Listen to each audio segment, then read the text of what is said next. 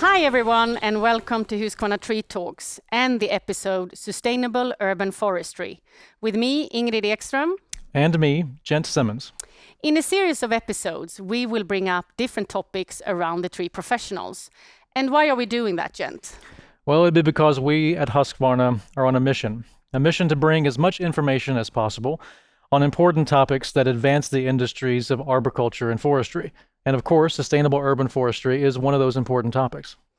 And in this episode, we will have the opportunity to listen to Dana Karcher. She's an urban community forestry specialist for Davy Resource Group and also a president-elect for ISA.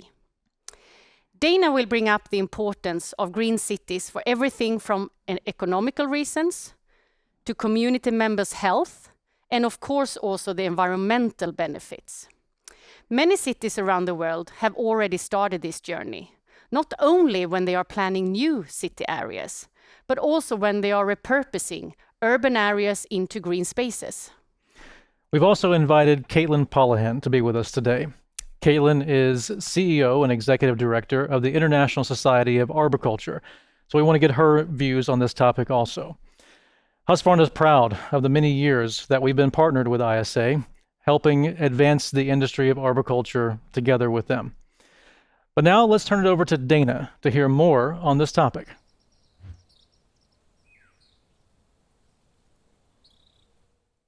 Thank you. Again, I'm Dana Karcher. I'm the president-elect of the ISA, and I'm an urban and community forestry specialist with the Davy Resource Group. I've got this dictionary here because, man, it's a huge topic, sustainability in urban forestry. Let me read you a few definitions here about sustain. Sustain, to keep in existence and to maintain, to supply with necessities or nourishment, to provide for, to support from below, keep from falling or sinking, a prop. Sounds like roots to me. To support the spirits, vitality or resolution of, to encourage, to bear up under, withstand, to experience or to suffer, to affirm the validity of, to prove or corroborate. Lots of great definitions about the word sustain for this absolutely huge topic today. When we think about sustainability, the definition is so varied. In regards to trees, I really think we do need to talk about what it means to maintain trees and to avoid losing trees to keep them in balance with the environment. We want trees to be long-lived. That's our goal partly as arborists. And urban trees need that care, specialized care for a long time. But they do need much more than just care to survive in the communities where they provide so much value. Ironically, today happens to be Arbor Day in the United States. Started in 1872 in the state of Nebraska, Arbor Day is that day that we get to celebrate trees. For those of us who work in arboriculture, we celebrate trees every day. We know the benefits that they provide, and we know that those benefits are for communities and the people that live in them. We also know that sustaining those benefits is critical. But we're moving beyond the one day a year when we're supposed to be celebrating trees is really important. To sustain an urban forest, you have to grow the urban forest at the same time. And you can do that in basically two ways. One, through tree planting, or through a life cycle maintenance of the trees. Right now, tree planting is all the rage throughout the world. Millions of trees, billions of trees, even trillions of trees are many of the tree planting goals that we hear about throughout the world. Working to get the right tree, that single tree in the right place within our communities is starting to be quite a challenge. And we need to be sure that our trees are in the right place.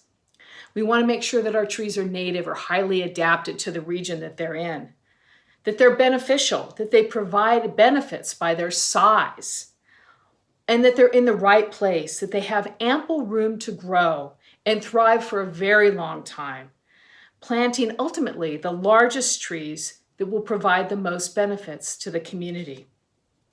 Managing a tree starting early is important to its longevity and also to its sustainability. Within the first few years after a tree has been planted, care should be taken to ensure that the structure of that young tree is developed so it grows. As it grows, it actually needs less care. In parkway settings or in yards, trees should definitely be mulched to save water and prevent weeds. This is all stuff you've heard before, I'm sure. And as that tree grows, though, proper tree care performed by certified arborists with tools that support the environment is also a part of life cycle management of trees.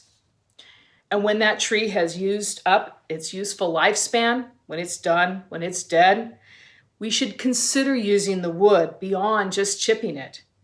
The urban wood movement, as it's called, is worldwide. Using wood to create useful items is a movement that is taking hold and helping us to think more about what we're planting where and think about that tree beyond what we think of as the useful lifestyle or lifespan in the ground. All of this really lends to a sustainable urban forest. Some say that the difference between traditional forestry and urban forestry is that there are people in the urban forest directing the trajectory of the urban forest. Although with the increase of people living in the wildland-urban interface, I'm not sure this definition really holds true anymore. However, I will say that people do affect the sustainability of the urban forest. People meaning not only those of us who care for it, but the people who live within the urban forest. For example, though, urban forests themselves are a provider of jobs. As the increase in tree planting takes place, there's a commensurate need for people to take care of trees. There are huge shortages within our communities of those that take care of trees at least properly. Our industry, arboriculture, it is growing, and it is incumbent upon us to assure that we make sure that our trees are cared for properly by professionals. Far too often, trees are pruned needlessly, removing too much canopy, and with improper cuts. Bad tree care leads to early death of our urban trees. To have sustainable urban forests is to have one that is cared for and managed properly. But trees don't come without some risk, and that risk must be managed. Climate change is leading to changes in weather patterns throughout the world. That means a number of things, including more intense storms and hotter weather. It also means that species of trees and their tolerance to survive is also changing. For an urban forest to be sustainable, we need to be prepared for managing and maintaining what we have and beyond. We need to inventory our trees and be sure that they are mapped within a software for active daily management. We cannot tell what trees are susceptible to environmental damage or what trees are providing benefits for us unless we're tracking those trees. It's very simple. We need to have a plan for the management of our urban forest, to get resources to take care of our trees, just like we take care of streets and sidewalks in cities. We need to be proactive as urban foresters and arborists in tree care, getting ready for the storms and weather changes that create havoc in our urban forests. As more communities seek more canopy cover through these mega tree planting projects, it's important that we seek more resources to protect the benefits that those urban trees provide. Sustaining urban forestry programs is the first step in building longevity and health in the greening of our cities. We always consider that number one resource we need to maintain an urban forest is economic. Yes, a decent budget that provides us with the right people, the tools, and the equipment to care for our trees. However, it is important to consider other resources as well that keep our urban forests sustainable in our cities and towns. Consider partnerships in planting or young tree maintenance, as I talked about earlier, or in the simple act of mulching, or even advocating for trees. By building partnerships, one voice becomes many, and workloads can be lessened, and supporters for trees are increased. Urban forestry specialists long have understood the value of partnerships to growing and sustaining their urban forest. Those should not be forgotten as urban forests become more critical and more valued. A sustainable urban forest also maximizes the benefits that trees provide within the community. Today, it's a rainy day in Central Texas, and it seems that when it rains here, it rains really hard and really fast. And without trees to slow down that stormwater, all of it, the water would just go down the drain. As we know, stormwater capture is only one of the environmental benefits that trees provide. We learn early on as children about the homes for animals that trees provide. During the pandemic, studies have shown that birding and bird watching is on the uptick. As we've been stuck at home, urban wildlife has captured our attention. Trees provide so many environmental benefits, from cleaning our air to minimizing erosion. They also provide economic benefits, including increases in property value and other economic benefits that have to do with shopping and spending more money. Without proper long-term care, supporting our trees to get to their maximum size and health, these benefits and many more are not realized. And we need these benefits to help our communities become more sustainable and healthy and ultimately more livable. We are also seeing changes in not only in increases in tree planting, but in deliberate planting plans that take into account a variety of factors about where our trees are needed. From environmental justice to open space, we're looking at tree planting in a different way.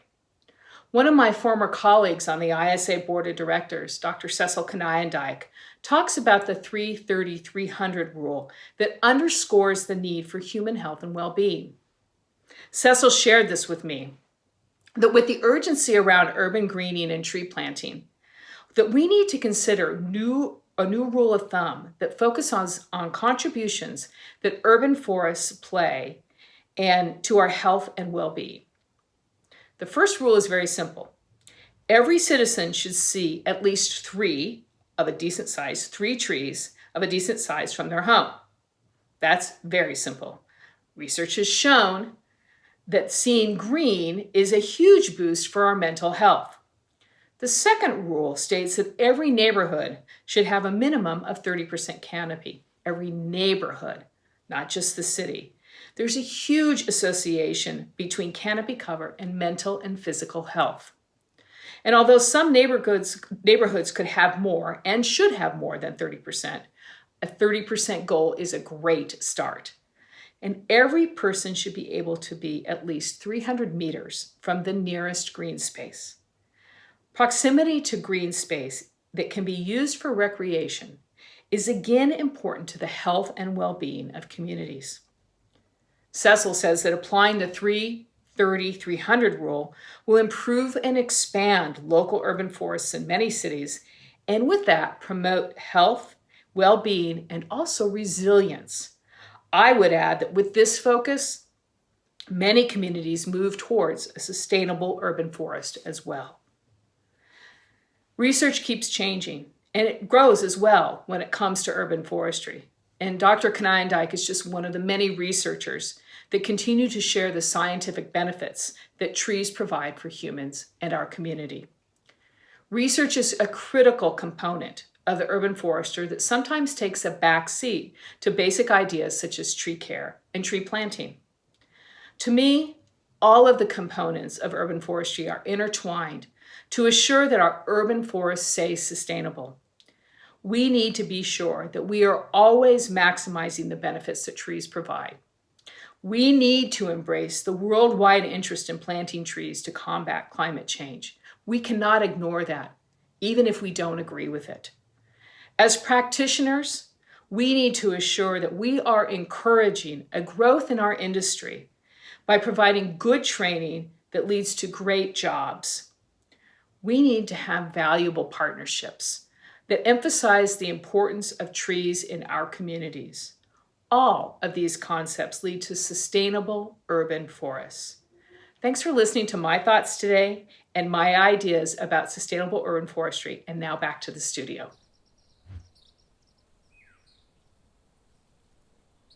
Thank you, Dana, for sharing these really important insights, and especially the rule 330-300, which made me understand better how to think of green areas in the communities. So now I have a question for you, Gent. What are your thoughts around this?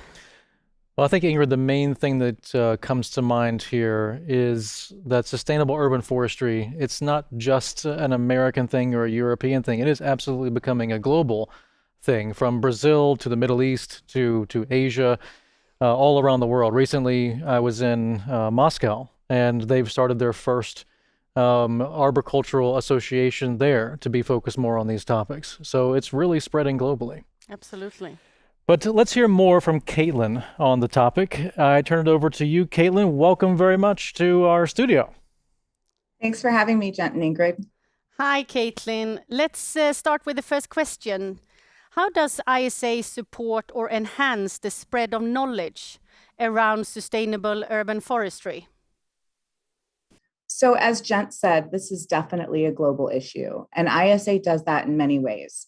We provide information on trees and their care to people around the world via our Trees Are Good website, by arming our over 24,000 members and all of our credential holders with information on trees and their benefits so that they can educate homeowners, community members, local government officials, and we also provide education and training on important issues and topics for arborists who work on our trees in the urban setting.